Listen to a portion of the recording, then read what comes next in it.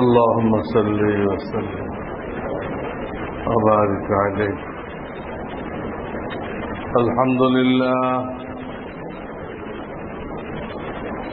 الحمد لله وكفى وسلام على عباده الذين اصطفى. أما بعد فأعوذ بالله من الشيطان الرجيم. بسم الله الرحمن الرحيم.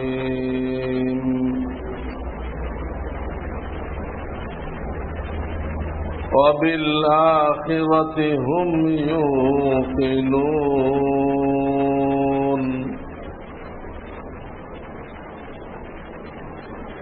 فقال النبي صلى الله عليه وسلم: لا تقوم الساعة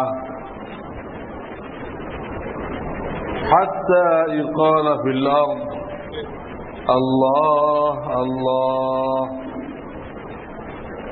أو كما قال رسول الله صلى الله عليه وسلم.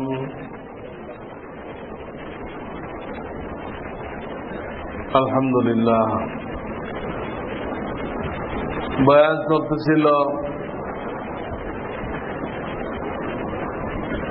একজন মুসলমানের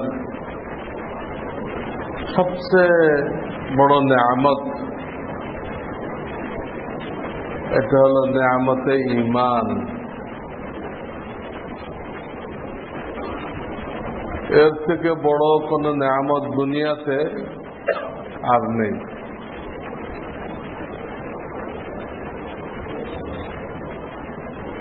আল্লাহর মারিফাত, আল্লাহর মহাব্বত,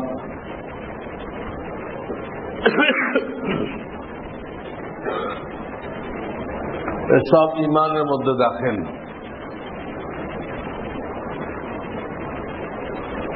ঈমানের বিষয়টা এটা বাহ্যিকভাবে দেখানো যাবে না।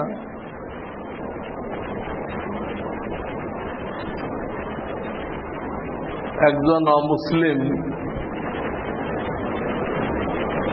মৌলানা হাকিমুল উম্মত আশরাফ আলী থানভী রহমতুল্লাহ আলাই ওনার কাছে প্রশ্ন করছিলেন যে আপনারা মুসলমানরা একটা শব্দ বলেন, বারবার বলেন, সর্বাধিক গুরুত্ব দেন ঈমান।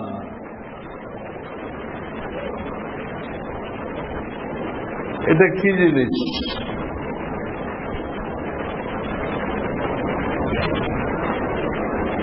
যেহেতু এই লোকটা কাফের ছিল, কোরআন হাদিস সে বিশ্বাস করে না, বিশ্বাস করলে তো মুমিনই হয়ে যেত।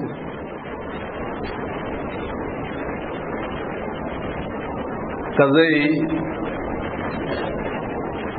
হাকিমুল উম্মত থানভী রহমতুল্লাহ আলাই যেটা সেও বিশ্বাস করবে এমন সূত্র দ্বারা ঈমান বুঝাইলেন। মৌলানা থানভী রহমাতুল্লাহ তাকে বললেন, ধরুন আপনি আর আপনার একজন বন্ধু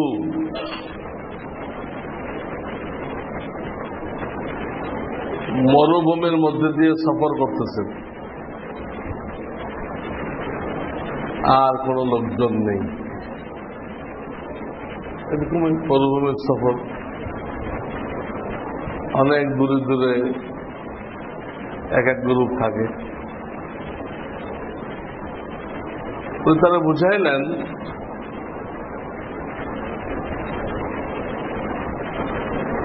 যে আপনি ওই বন্ধুর তুলনায় কমজোর, শক্তির দিক দিয়ে কমজোর। অর্থের দিক দিয়ে অনেক বেশি অর্থের মালিক, আর আপনার ওই বন্ধু তার শক্তি আপনার থেকে অনেক বেশি, পয়সা কড়ি কম।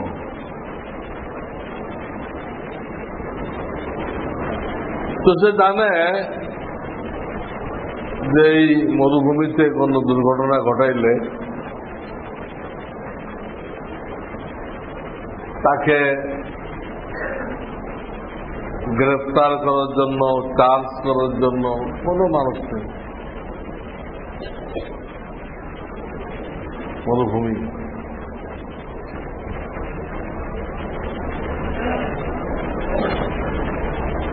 এখন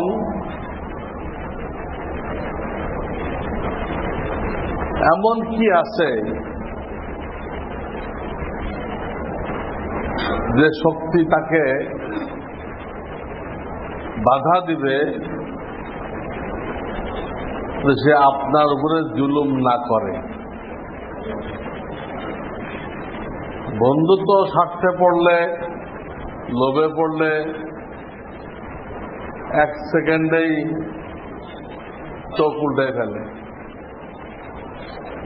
যা ইচ্ছা তাই করতে পারে। অহরহ এক বন্ধু আর এক বন্ধুরে মেরে দিচ্ছে, ঘটতে আছে। জিজ্ঞেস করলেন আপনার কাছে এমন কি আছে এই মরুভূমির মধ্যে আপনার উপরে আক্রমণ করে আপনার থেকে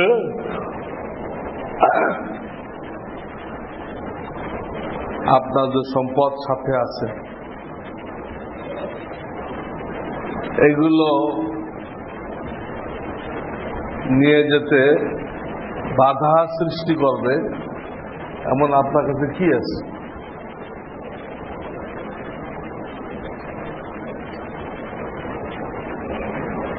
এ বলতে হ্যাঁ আমার কাছে পিস্তল আছে,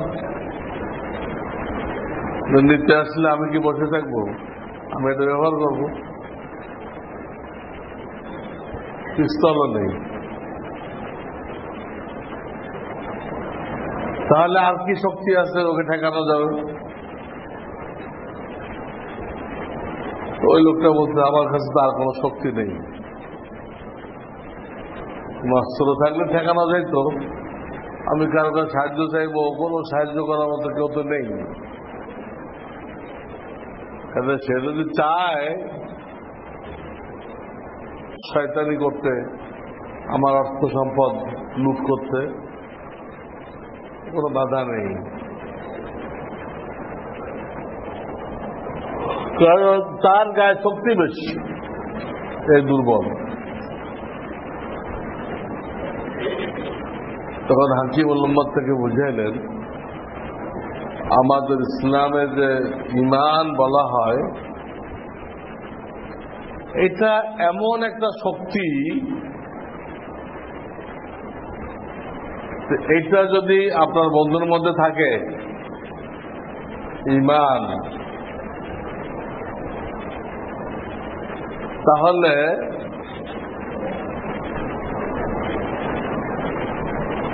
কাউকে কিছু করতে হবে না, কাউকে বাধাও দেওয়া লাগবে না, সে নিজেই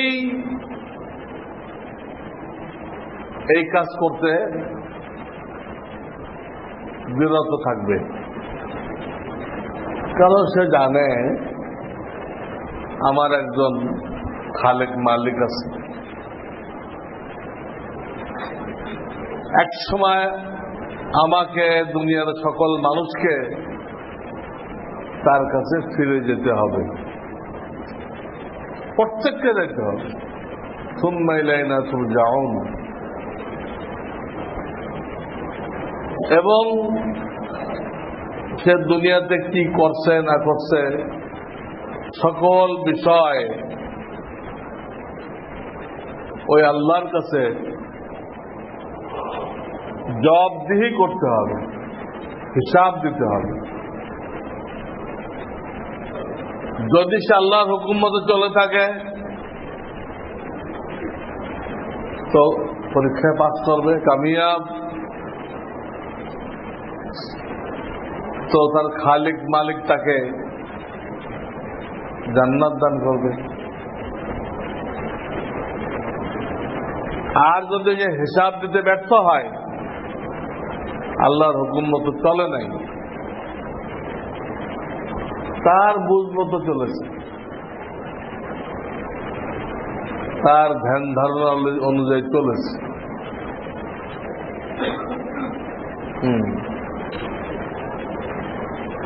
তো সে ফেল হবে, তাকে দোজখে যেতে হবে।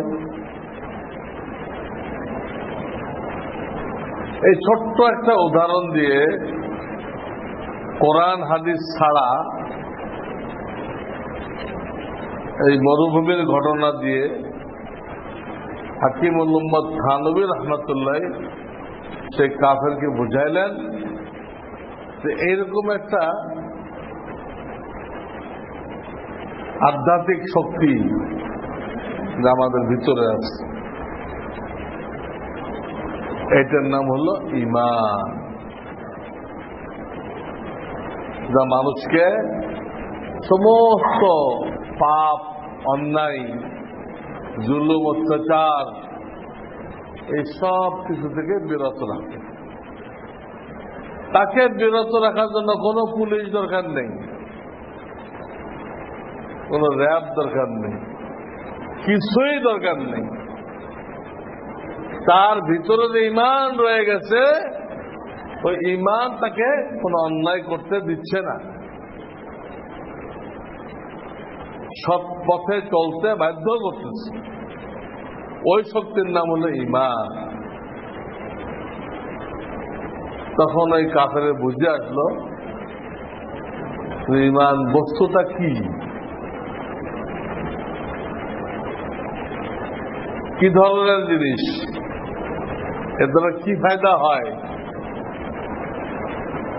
পুরা পৃথিবী জুলুম অত্যাচার মুক্ত হইতে পারে যদি দুনিয়ার মানুষরা ঈমান অর্জন করে। আল্লাহ, এত বড় দৌলত, পৃথিবীতে শান্তির পরিবেশ কায়েম হয়ে যাবে। নবীজি এত দীর্ঘ 10 বছর রাষ্ট্র পরিচালনা করলেন, ওনার পরে খোলাফায়ে রাশিদিন 30 বছর রাষ্ট্র পরিচালনা করলেন।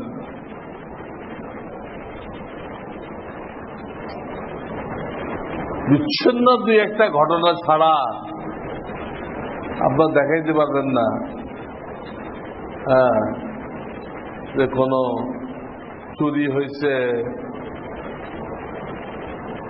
কেউ কাউকে খুন করছে, কেউ ডাকাতি করছে, এগুলো নেই।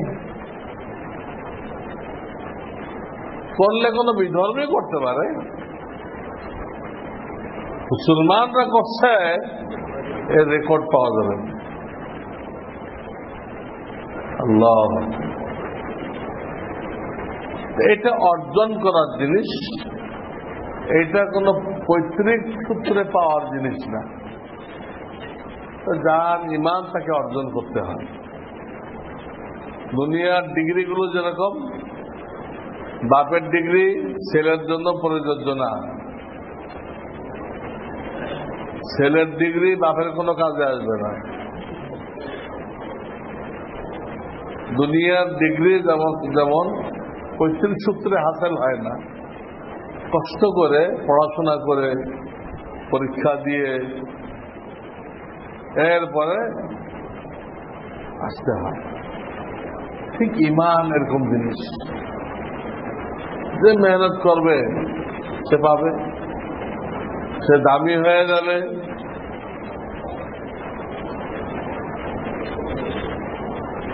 মানুষকে আল্লাহ তাআলা সাধারণভাবে আশরাফুল মাখলুকাত ঘোষণা করছেন। সমস্ত মাখলুকের মধ্যে দামি এটা। এর এই অর্থ না যে প্রত্যেকটা মানুষ আশরাফুল মাখলুকাত, এই অর্থ না। যে ঈমান অর্জন করেছে, আমল আল্লাহর হুকুম মতো করেছে,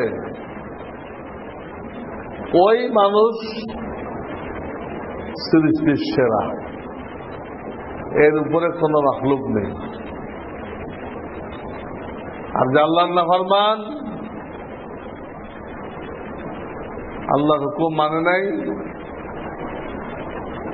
সারা জীবন আল্লাহর হুকুমের বিরুদ্ধাচরণ করেছে, মানুষ বটে, কিন্তু তাকে কোরআন হাদিসের পরিভাষায় এই মানুষটাকে আশরাফুল মাখলুকাত বলা হবে না, সৃষ্টির সেরা বলা হবে না।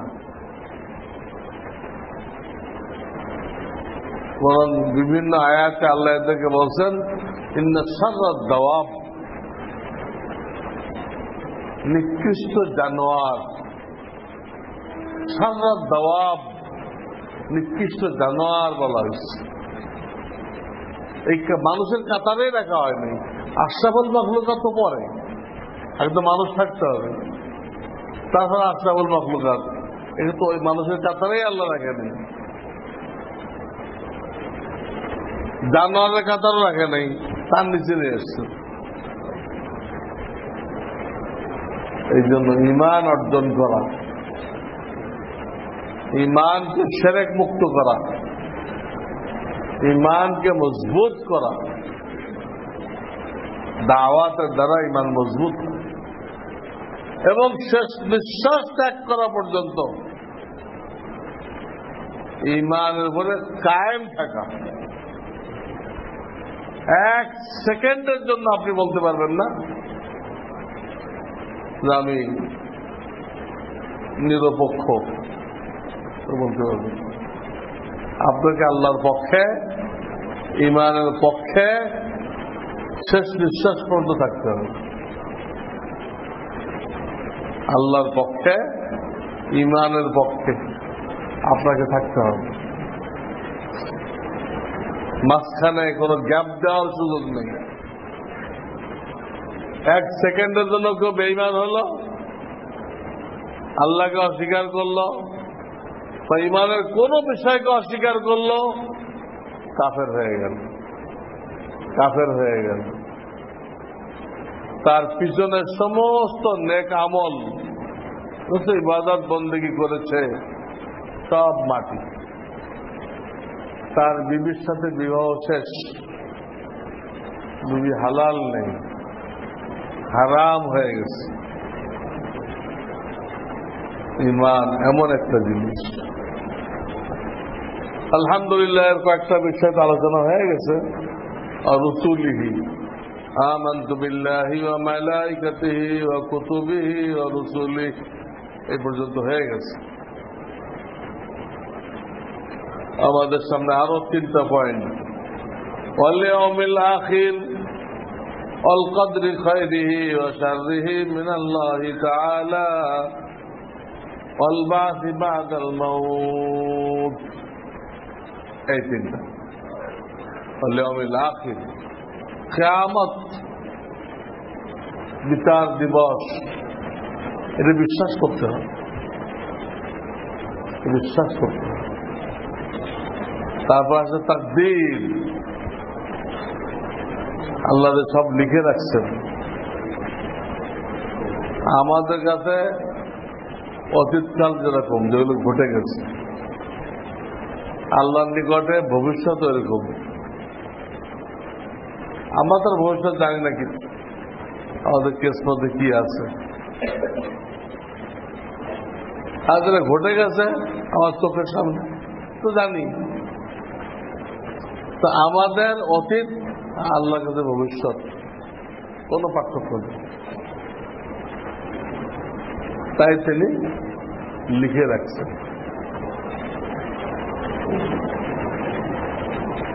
আমাদের সাথে অসংখ্য ফেরেশতা আছে যারা আমাদেরকে সহযোগিতা করতেছে,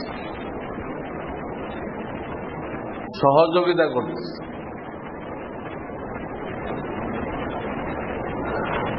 ওই পরিচালক ফেরেশতাদের সুবিধার জন্য এটা আল্লাহ লিখে রাখছেন। প্রত্যেক বছর সবে বরাতের সময় সামনের বছরের পুরা রিপোর্ট ওদেরকে দিয়ে দিচ্ছে। এই লোকটা আগামী 1 বছরে কি করবে না করবে, কোথায় অ্যাক্সিডেন্ট করবে, কোথায় ভালো কাজ করবে, কোথায় কি করবে, সব খরচ করা যাবে। 1 বছর এটা দেওয়া হয়। আল্লাহ, এটা বিশ্বাস করতে হবে। বিশ্বাস করা ছাড়া এখানে আমাদের কিছু করণীয় নেই। তারপর ওখানে কি লেখা আছে কারো জানা নেই। আমার নামে কি জান্নাতি লেখা আছে না জাহান্নামী লেখা আছে জানা নেই। জানার কোনো সুরতও নেই, জানতে বলা হয় নাই। বলা হয়েছে তোমাকে যারা করতে বলা হয়েছে এটা করো, আর এরকম একটা তকদির যে লেখা আছে এটা বিশ্বাস করো। লেখা আছে তাও বিশ্বাস করো, আর তুমি যা করতে বলা আছে তাই করো। এটা তোমার খোঁজ করার দরকার নেই যে ওইখানে তোমার নাম বেসছে দোজকে কোথায় লেখা, দরকার নেই তোমার।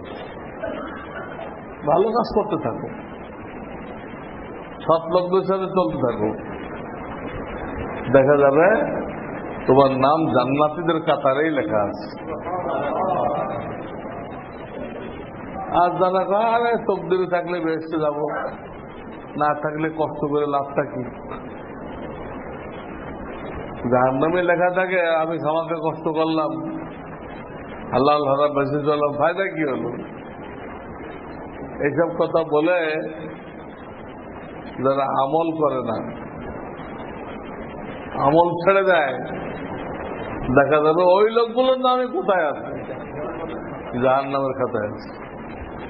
তকদির অর্থ আমল ছেড়ে দেওয়া। ওটা বিশ্বাস করতে বলা হয়েছে, বিশ্বাস করে যা আছে, আর কোনো দায়িত্ব নেই। ওর উপরে ইমান আনতে বলা হয়েছে, ইমান আনেন, আর কোনো দায়িত্ব নেই। যেটা যেটুক চাইছে আল্লাহ ওটুক। আল বাস বাদল মউত, মৃত্যুর পরে আবার জীবিত করা হবে। ওটাকে বলে আলমে বারজাখ, কবরের জগৎ। সেখানে কি হবে? এই 3টা বিষয় সামনে রয়ে গেছে। এখন যে রাষ্ট্রের কিয়ামত, এখানে আবার আলোচনা 3 ভাগে বিভক্ত। একটা হলো কিয়ামতের আগে আল্লাহ তাআলা কিছু নিদর্শন রাখছেন। এই নিদর্শনগুলো বিশ্বাস করতে হবে। এই একটা পাঠ। কি কি নিদর্শন রাখছে? 2 নম্বর হলো মূল কিয়ামত যেদিন ঘটবে। মূল কিয়ামতের 2টা পাঠ আছে। পয়লা পাঠ হলো সব ধ্বংস। সিংহায় ফুঁক দিবে। এই মসজিদের যে বিল্ডিং গুলো দেখতেছেন, উঁচু উঁচু বিল্ডিং, এই বিল্ডিং গুলো তুলার মতো উঠবে। তুলা তুলা খুব তৈরি হচ্ছে বিল্ডিং। এত বিল্ডিং তৈরি হচ্ছে যা আগে হয়নি। শুধু কেন হচ্ছে? কেন উঠতে হবে না? তৈরি না হলে উঠবে কি? সব ধ্বংস হয়ে যাবে। চাঁদ, সূর্য, যত গ্রহ নক্ষত্র সব ছিটকে পড়বে, একাকার হয়ে যাবে।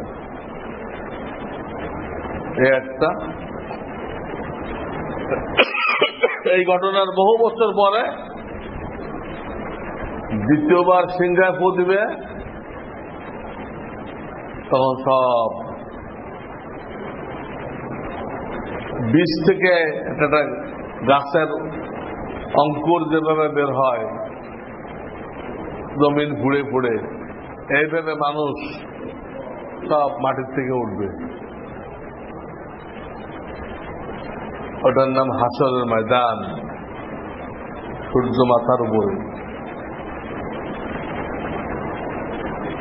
মিজান নামক গাড়ি পাল্লা থাকবে, আমল নামা আসবে, হাউজে কাউসার আছে, এই সব কিছুর পরে পুলসেরাত। সবাইকে পুলসেরাতে উঠতে হবে, কারোর জন্য মাপ নেই। এটা হলো কিয়ামত। একটা অংশ হলো সব ধ্বংস হয়ে যাবে, আর একটা অংশ হলো আবার উঠানো হবে বিচার করার জন্য। একটা হলো আলামত, একটা মূল কিয়ামত, আর একটা হলো কিয়ামতের পরে কি হবে। পুলসেরাত পার হয়ে একদল বেহেশতে চলে যাবে, আর একদল পার হইতেই পারবে না, পড়ে যাবে। পুলসেরাত তো জাহান্নামের উপর দিয়ে জাহান্নামে পড়ে যাবে। এই 3টা পাঠ সেখানে থাকবে। 3 পাঠ নিয়ে আমাদের কিছু বিষয় বিশ্বাস রাখতে হবে। যদি কেউ না রাখে, অবিশ্বাস করে, তো তার ঈমান বাতিল হয়ে গেল, তার ঈমান গ্রহণযোগ্য না। নবীজি বলছেন কিয়ামতের প্রথম আলামত হলো আমার আগমন। আমি যে দুনিয়া আসলাম নবী হয়ে, শেষ নবী, নবুয়তের বিল্ডিং এর শেষ ইট আমি, শুধু বোঝানোর জন্য নিজেকে শেষ ইট বলছেন। নবুয়ত যদি একটা প্রাসাদ দেওয়া হয়, এই প্রাসাদের সর্বশেষ ইট আমি, আমার পরে আর কোনো নবী আসবে না। 8টা ইট যদি আসে, ওটা কোথায় লাগাবে? সর্বশ্রেষ্ঠ আমাদের মুহাম্মদ রাসূলুল্লাহ সাল্লাল্লাহু আলাইহি ওয়াসাল্লাম। তো উনি নিজেকে বলেছেন আমি হলো কিয়ামতের প্রথম আলামত। আমার আগমন মানে পৃথিবী আর বেশি দিন থাকবে না, আসাটাই সিগন্যাল। এক হাদিসে 2 আঙ্গুল দেখাচ্ছেন, আনা ওয়াসা কাহাতাইন, আমি আর কিয়ামত এই 2 আঙ্গুলের মতো মনে করো। মানে একটা আঙ্গুল একটু বেড়ে আছে, আরটা একটু পিছনে আছে। আমি একটু আগে আছি, আমার পিছনে পিছনে কি আসছে? কিয়ামত আসছে। আনা ওয়াসাতু কাহাতাইন, হাতের মানে এই 2 আঙ্গুলের মতো। এইভাবে আরো আলামত বলছেন, বলা হবে, কারণ ঈমানের জন্য বিষয়গুলো জরুরি। মূল কিয়ামতে কি হবে সেটাও বলা হবে, কিয়ামতের পরে কি হবে সেটাও বলা হবে। আল্লাহ তাআলা আমাদের সবাইকে ঈমানের বিষয়গুলো পুরাপুরি 100% ইয়াকিন করার, বিশ্বাস করার তৌফিক দান করেন।